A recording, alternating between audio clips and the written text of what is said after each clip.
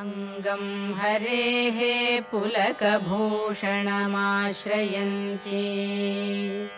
भृङ्गाङ्गनेव मुकुलाभरणं तमालम् अङ्गीकृताखिलविभूतिरपाङ्गलीला माङ्गल्यदास्तु मम मङ्गलदेवतायाः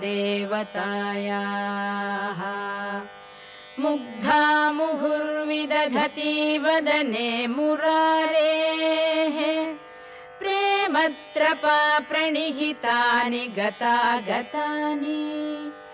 मालादृशोर्मधुकरीव महोत्पलेया सा मे श्रियं दिशतु सागरसम्भवायाः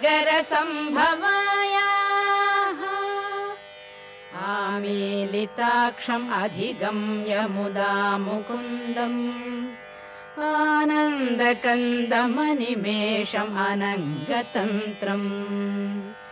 आकेकरस्थितकनीनिकपक्ष्मनेत्रम्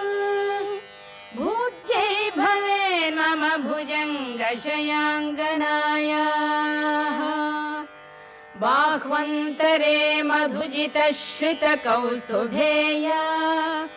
हारावलीव हरिनीलमयी विभाति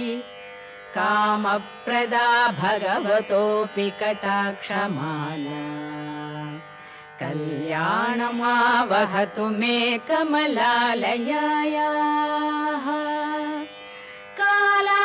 कालाम्बुदालिललितो रसिकैटभारेः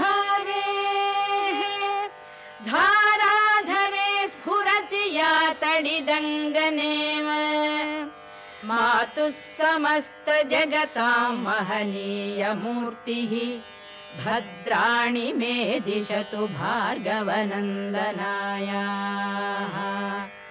प्राप्तं पदं प्रथमतः खलु यत्प्रभावात् माङ्गल्यभाजि मधुमाथिनि मन्मथेन मय्यापतेत् तदिह मन्थरमीक्षणार्धम् मन्दालसं च मकरालय कन्यकायाः।